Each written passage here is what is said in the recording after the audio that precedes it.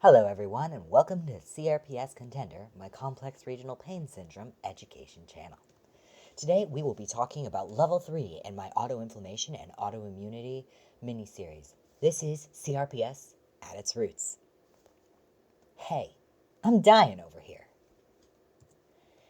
If you have not seen any of the previous videos that I have covered in this mini-series, maybe go ahead and give them a glance before we hop into this content here, because this is fairly in-depth content. So if this is a bit too complex and you're looking for something a little more simple, maybe go ahead and check out levels 1 or 2. If you are not familiar with how the immune system functions, maybe go ahead and give level 0 a shot. That is how a standard healthy immune system will function. Where if you're looking for something a bit more robust, looking for CRPS at the cellular level, check out level 4. Let's hop right into this. While I was researching for this mini-series, I read a literal ton of papers. I would say probably between 60 and 70 papers for this video. One that I came across in my studies was a new hypothesis for the pathophysiology of CRPS. This was put out in 2018 by Russo, Gorgias, and Santarelli. Sorry guys if I'm pronouncing your name wrong. I loved your stuff. It blew me away. So this is the paper that I will be talking about in this video. While it is supported by many other papers and studies and evidence, this is the one I will be focusing on. If you are at all capable of understanding or have any interest in scientific studies, I highly recommend giving this study a read. It is absolutely fascinating. Out of everything I have read, to me, this just, it really rings true. It struck me at my core, and I want to do everything I can to bring awareness to this hypothesis. For those of you who are not sure what a hypothesis is a proposed explanation made on the basis of limited evidence as a starting point for further investigation. That means that this has not yet been proven. They are still doing studies about it. They are still researching this. This particular paper that I'm going to be talking about was put out in 2018, but Russo and his team have also put out another paper in 2019 where they are actively further investigating this. I hope other teams also pick it up. I definitely think this is something that merits further investigation. Even if not everything in this turns out being exactly 100% correct, I definitely think it is worth discussing and putting out for the broader community, because for me, I think this is a real solid working hypothesis, and I hope it gets more investigation and evidence behind it. And this is discussing the root of CRPS and how it affects everything else in the body. Now that I have done that little promo, let's hop right into the content here. The hypothesis put forward by Russo and his team presents 4 major problems in CRPS. 1. Local tissue damage with sustained inflammation. 2. Pathological pain processing in your central nervous system, including your dorsal root ganglia in your spinal cord, your cortex, which is the higher processing centers in your brain, and your subcortex, which includes your basal ganglia and your other limbic structures. They also propose that it causes autonomic dysfunction, which is very well evidenced, very well researched through many different studies, not just with Russo and his team. Autonomic dysfunction would include endocrine dysfunction, which is your hormones, a hyperactive sympathetic nervous system, a hypoactive, which is underactive, parasympathetic nervous system, and 4th, immune dysfunction, which would include both your innate immune system and your adaptive immune system attacking the self. The hypothesis put forward in this paper suggests that dendritic cell activation and migration is at the root of all 4 of these major issues. Now, in case you need a bit of a refresher here, dendritic cells are the masterminds of your immune systems. These are your immunosurveillance cells. They are responsible for capturing pathogens or invading bodies and presenting them to your immune system and saying, hey, do we need to be starting an immune response for this? Yeah, I think we do. Let's all get up and working. These 4 major components, your inflammation, pathological pain processing, autonomic, and immune dysfunction, interact with and build on each other, creating a feedback loop and perpetuating the chronic condition of CRPS. These four major components control many smaller components, which cause a cascade of dysfunction and protean symptom presentation. Now, protean means the ability to change easily or frequently. Versatile, multifaceted, and adaptable, which is why CRPS can be so hard to diagnose because people's symptoms manifest differently and not all cases look the same, which is why people with CRPS end up having such problems getting diagnosed. This study is proposing a hypothesis that would help account for the ability of the symptoms to change presentation so frequently and with such versatility. Let's discuss the first major problem first, tissue trauma. Now, tissue trauma can happen in a variety of ways, whether that's from injury, under oxidation, cell death, limb immobilization leading to muscle wasting either from pain or malfunction, or a stress response caused by a hyperactive sympathetic nervous system. Any tissue trauma is going to do two things. First, it's going to release DAMPs. Now, DAMPs are damage-associated molecular products. These are tiny, tiny little products that are produced by damage. And they basically kind of set off an alarm system so that the dendritic cells come over and check out what's going on and see if an immune response needs to be mounted. The other thing that happens during tissue trauma is that your nociceptors, which are your pain receptors or your threat receptors, in your peripheral nervous system are activated. Now remember, your peripheral nervous system is everything that runs off of your brain and spinal cord but does not include your brain or your spinal cord. These are the nerves that run throughout your body.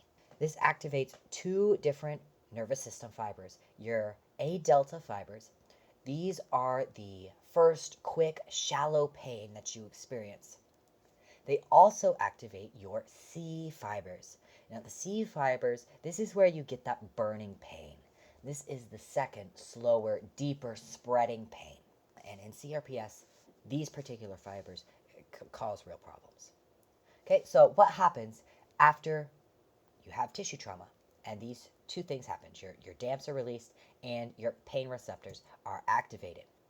Your A delta fibers and your C fibers will send those pain messages to your spinal cord. But before they can get to your spinal cord, they have to go through something called your dorsal root ganglia. And these are kind of bulbous looking centers that sit right on the backside of your spine, right before your spinal cord starts. What happens in CRPS is that certain cells in your dorsal root ganglia become inflamed, oversensitized, and then cause dysfunction. These cells are your nociceptive neurons. These are the pain or threat receptors in your dorsal root ganglia that receive the messages from your A delta and your C fibers. This is also will inflame and sensitize your microglia. These are the innate immune cells in your nervous system. Also inflame and sensitize your astrocytes. These are the cells responsible for neuron maintenance and support that allows your neurons to continue functioning without having to worry about, repairing themselves or getting necessary nutrients, those kinds of things. When your dorsal root ganglia is malfunctioning, you can expect several full body symptoms. Regional neuropathic pain. This is the burning pain that is experienced in CRPS. Allodynia. This is having a painful reaction to a non-painful stimulus. Hyperalgesia. This is having a severe pain reaction to a slightly painful stimulus. Urinary tract dysfunction, digestive tract dysfunction, cardiac dysfunction, and respiratory dysfunction. After your dorsal root ganglia conveys the messages received to the spinal cord, the signals will run up the spinal cord to the brain. For that to happen, these messages have to cross the blood-brain barrier before they can relay the pain sensations and inflammatory conditions of the body to the brain. The blood-brain barrier protects the brain from pathogens, systemic issues, or just general nasties that threaten the body. This keeps the brain healthy and in functional shape. Normally, the blood-brain barrier cannot be crossed. This helps protect the brain. However, in inflammatory conditions, the blood-brain barrier becomes selectively permeable, which means it allows certain things to cross. And this allows dendritic cells to move from the body into the brain and the cranial cavity. Dendritic cells find microglia and astrocytes within the brain and inflame them, causing brain swelling. This is a severe problem because neuroinflammation kills brain cells, causing neural atrophy and rapid aging. You will often hear people with CRPS say they feel like they have the brain of an 80-year-old. This is why neuroinflammation killing brain cells. This slows communication between neurons, causes brain fog, slow thinking, fatigue, depression, anxiety, chronic stress, reduced neuroplasticity, which is the ability of the brain to adjust and change and connect to itself.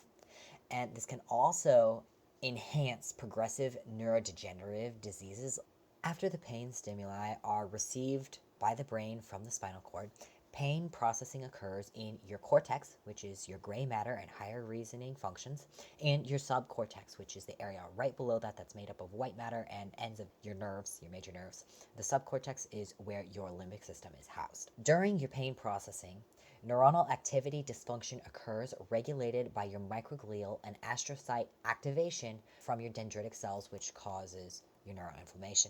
This causes pathological pain. Pathological pain is unending pain experience with little hope of therapeutic relief because it isn't actually happening in your area of injury. It is happening in your brain. Your basal ganglia is responsible for your autonomic and endocrine and motor functions. The action signals sent out by your basal ganglia must be congruent and aligned with the information that it receives from your processing centers. So if your pain processing centers are malfunctioning and sending bad information to your basal ganglia, well, the basal ganglia has to work with that information and send out signals to your body that align with that. While your brain cells are being destroyed by neuroinflammation, your basal ganglia dysfunction cascades into full body symptoms, which have secondary full body cascades of their own. The symptoms in the primary cascade include hypothalamic pituitary axis stimulation. Your hypothalamic pituitary axis is responsible for your endocrine control, for your thyroid, adrenal, and gonadal glands. Now, your thyroid, that is the gland that's in your throat. Your adrenal glands, those release your adrenaline, and they sit on top of your kidneys. And then your gonadal glands, those would be your sex hormones, whether that's estrogen or testosterone. This also causes dopamine dysfunction. Your dopamine is responsible for your executive function, your motor control, motivation, arousal, reinforcement, reward, sexual gratification, and nausea responses. This also causes dystonia, which is uncontrollable muscle contractions. This can cause cramping, fluttering, clenching, twitching, those kinds of things. This also causes limbic system deterioration. Your basal ganglia is a major part of your limbic system because they work in a network together, your limbic system structures. When you affect one, you end up affecting all of them. This also causes sympathetic nervous system hyperarousal, which is responsible for your mobilization responses, which is your fight or flight responses. What does sympathetic nervous system hyperarousal look like? Well, the first thing it does is it causes an overrelease of epinephrine and norepinephrine. You might also hear these called adrenaline or noradrenaline. This can cause mobilization responses, which is getting up, ready to go, when none are necessary, none are needed. This is what causes panic attacks, when you have adrenaline just flooding your body when nothing is necessary. Anything could set you off and cause a real negative reaction. The other thing an overactive sympathetic nervous system does is it suppresses its partner, the parasympathetic nervous system, and decreases its activity. Your parasympathetic nervous system is responsible for your maintenance responses and your rest and digest action. This causes your vagus nerve to malfunction and inhibits the inflammatory reflex path, which is the pathway that reduces inflammation.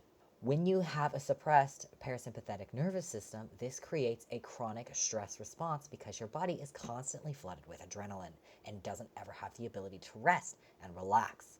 This also causes the body to lose its immune tolerance and move to an activated immune response. So let's discuss autoimmunity. Your immune system is activated in two ways, either by your SNS hyperactivity and vagus nerve dysfunction, or by the dendritic cells activated by the DAMPs we talked about in our tissue trauma slide. Remember, your DAMPs are your damage-associated molecular particles. These are the little signals that start blaring when they notice damage and cause the dendritic cells to come check things out. When your dendritic cells migrate from the area of injury to the lymph nodes, your lymph nodes act like TSA agents and start checking things out. And unfortunately, recognize self cells as pathogens and start an adaptive immune response against them. Your adaptive immune response does two things. It releases an inflammatory cytokine cascade to immediately assist your innate immune system response. This will increase three things. It will increase your dendritic cells, which will perpetuate the cycle. It will increase your monocytes, which eat dead or damaged cells and foreign bodies. And it will increase your osteoclasts. Now, your osteoclasts are responsible for eating bone cells. It will also increase your adaptive immune cells and send them out into the injured area to obliterate pathogens. Now, remember, the pathogens in question are your own cells. This will increase a number of cells, including your T cells, which will direct and destroy, your B cells, which will produce antibodies, your natural killer cells, which will puncture and kill infected cells, and your lymph-residing dendritic cells, which will again continue and perpetuate the cycle. Your autoimmune response will cause secondary tissue damage. How does it do that? Well, first, we need to know a bit about what our innate and adaptive immune systems do when they are killing pathogens.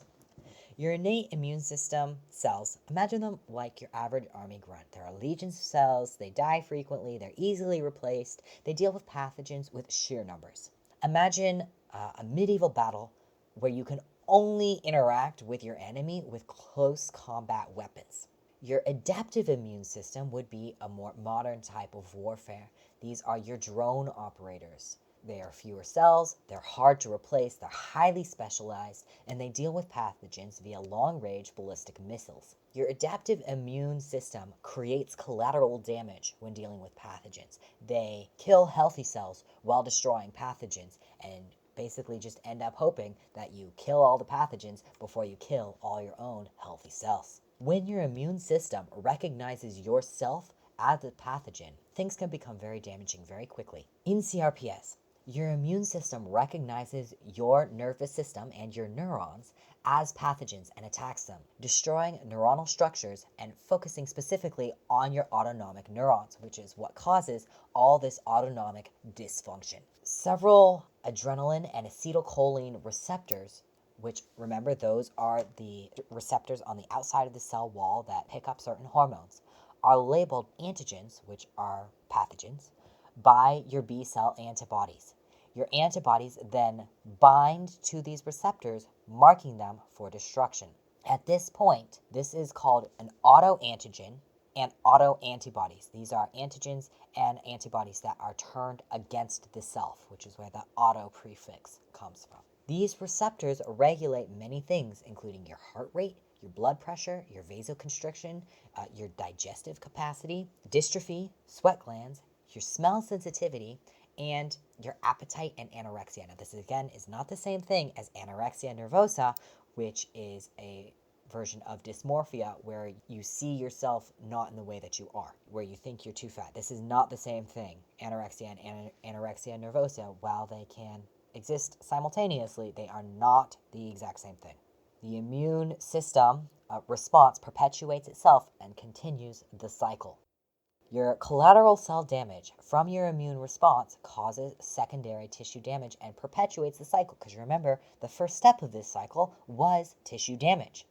When the cycle ends with more tissue damage, it just starts over. This causes several area-specific responses, including osteonecrosis, which is bone death, osteoarthritis, which is connective tissue damage and death, rheumatoid arthritis, which is autoinflammation and autoimmunity in the joints, dystrophy, muscle wasting, atrophy, muscle wasting via nerve dysfunction, and these symptoms can cause limb immobilization, perpetuating the cycle.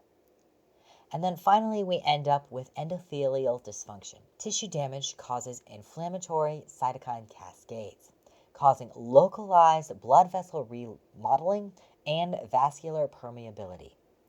Permeability allows your leukocytes, which are your white blood cells, It allows leukocyte numbers to increase with ease and cross outside of your blood vessels into the surrounding tissue. This leads to irregular vasoconstriction and vasodilation, which is how open or closed your blood vessels are. This vascular dysfunction causes several localized responses, including temperature irregularities, discoloration, and tissue hypoxia, which is under oxygenation. Tissue hypoxia causes more tissue damage, causing your dendritic cell activation and perpetuating the cycle. We covered a lot of content today, and it can be very confusing because it's so circular. So here we go. Again, these four major problems are local and tissue damage with sustained inflammation. This can be from your original injury or from secondary tissue damage caused by the other dysfunctions. Pathological pain processing in your central nervous system, starting with your dorsal root ganglia, moving up to your cortex, and then going into your subcortex and your basal ganglia.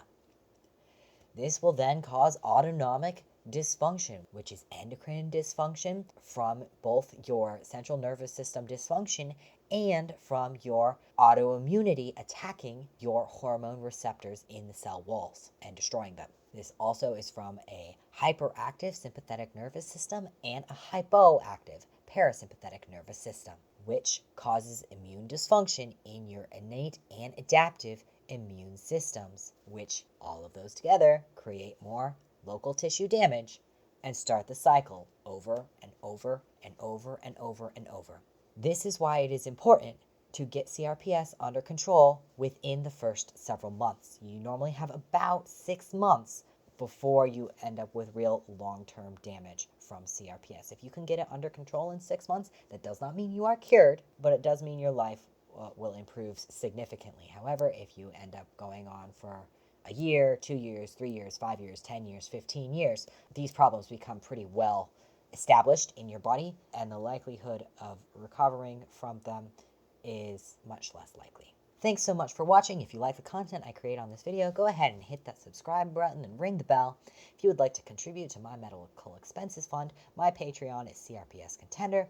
The relevant sources will be linked below. Thanks so much for watching, and I hope to see you next time. Hello everyone, and welcome to CRPS Contender, my complex regional pain syndrome education.